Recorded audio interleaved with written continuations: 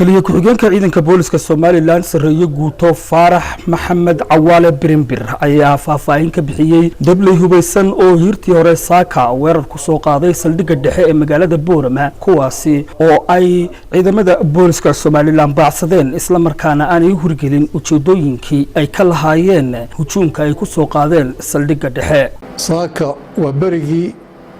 waqtigii salaada koox yar oo qaswadayaal ayaa rasaas ku soo riday saldhigga dhexe ee Boorame ciidamada booliska ayaa si geesnimo uga hortagay nimankiina eriyaday